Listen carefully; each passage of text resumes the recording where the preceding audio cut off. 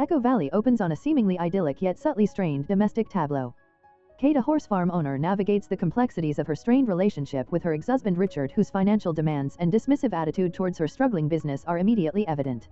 Their shared history is underscored by the unresolved tension surrounding their daughter Claire, who battles drug addiction. Early scenes establish Kate's unwavering, almost desperate love for Claire, a love that blinds her to Claire's manipulative tendencies and the dangerous circles she inhabits. The film quickly plunges into a narrative of escalating peril when Claire's reckless actions directly endanger Kate and their home. Claire's volatile relationship with her boyfriend Ryan and his entanglement with a menacing drug dealer named Jackie drag Kate into a criminal underworld. A shocking incident involving Ryan's death and Kate's desperate act to protect Claire sets the stage for a gripping tale of a mother pushed to unimaginable lengths. As Kate attempts to cover up the crime, she finds herself ensnared in Jackie's web of blackmail and violence. The serene backdrop of the horse farm transforms into a battleground where Kate must fight not only for her freedom but for her very survival and the future of her daughter. This harrowing journey forces Kate to confront the limits of her love, the consequences of her choices, and the brutal realities of a world far removed from her equestrian haven. The movie opens with a series of voicemail messages from a man named Richard apologizing to Kate for various things, including a drunken, insensitive remark and promising to fix a crack in the ceiling. He mentions dropping off saddles and hopes he didn't wake her. Kate then interacts with a roofer Randy, who informs her that her stable roof is on the verge of collapsing and needs to be replaced, costing a significant amount of money.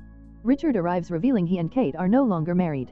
He's dismissive of her horse riding business, stating he never wanted the farm in the first place and that if she can't make it work she'll have to sell it. He also mentions that their daughter Claire showed up at his house at 3 a.m. asking for money, accusing Kate of enabling Claire's addiction despite their previous agreement.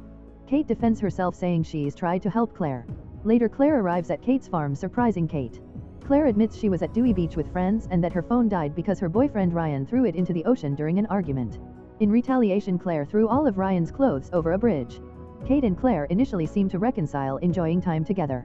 The peaceful facade shatters when Ryan unexpectedly appears at the farm demanding his stuff from Claire. He reveals there was a half a fucking kilo in his bag and that he told someone named Jackie that Claire stole it. Claire denies knowing there were drugs in the bag. Ryan warns her that Jackie will come looking for her if she doesn't return the drugs. Kate confronts Ryan and a physical altercation ensues between Ryan and Jackie, who also arrives at the farm. Jackie reveals himself as a drug dealer and threatens Claire, demanding either his drugs back or the money. Kate intervenes, threatening to call the police, and Jackie eventually leaves, but not before reiterating his threat.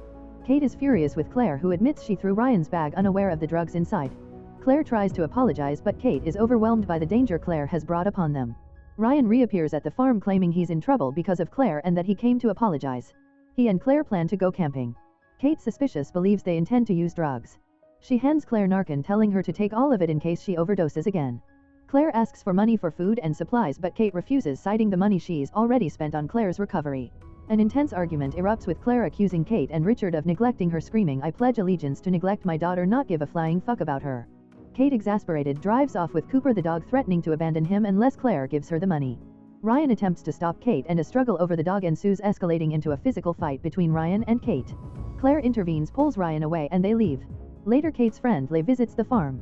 They share memories of Patty, Kate's deceased daughter, and discuss the difficulties Kate faces managing the farm alone. Leigh offers to help and stay the night, and they reminisce about old times, drinking and laughing. Kate confides in Leigh that she believes she broke up our family by falling in love with a Lesbo ranch hand, referring to Leigh.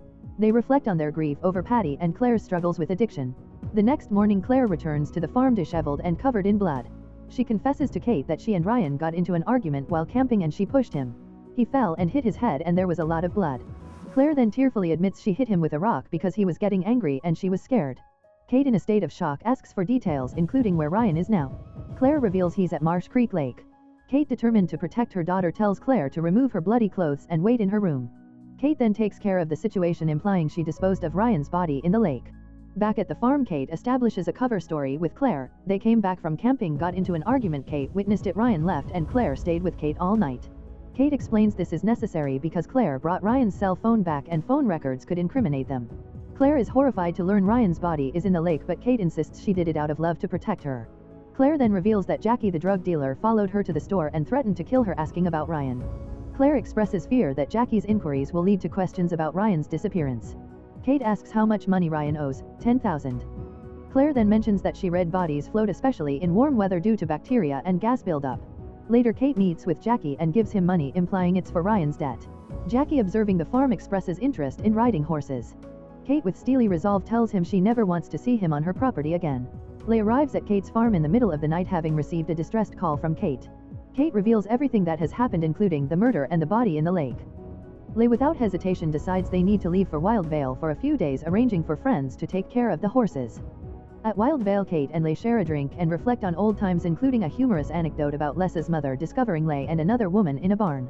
The conversation takes a somber turn as Lay recounts a story about an old man, Mr. Granderson, who burned down his farm for insurance money after being diagnosed with Alzheimer's, trying to spare his children the burden of his care. He was caught because he left a piece of a flare used to start the fire behind. Jackie calls Kate, revealing he knows she dumped the body at Marsh Creek Lake and demanding to talk. He says he'll be at her house at noon the next day. The following day, Jackie appears at Kate's farm and reveals the full extent of his knowledge and involvement. He explains that Ryan owed him $10,000 for drugs Claire disposed of, and Ryan started dealing to pay him back. However, Ryan cut the drugs with fentanyl, leading to an overdose death. Jackie admits he helped Ryan and Claire cover it up and planned for Kate to dispose of the body, counting on her unconditional love for Claire. He clarifies that Claire knew about his plan and that he's now seizing an opportunity to extort more money from Kate. Jackie demands more money from Kate, arguing that she has valuable assets like her land, horses, and house. Kate, desperate, claims she has no money, but Jackie dismisses her, reiterating his threats to expose her if she doesn't comply. He physically assaults Kate, demanding she understand how utterly fucked she is. Jackie then takes control of Kate's farm, confiscating her phone, computer, car keys, and house keys, and forbids her from leaving the property without his permission.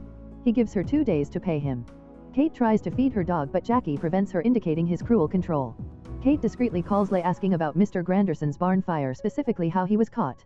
Lay explains he used a flare but left a piece of it behind, which the fire marshal found. Kate, desperate, considers burning down her barn for the insurance money to pay Jackie.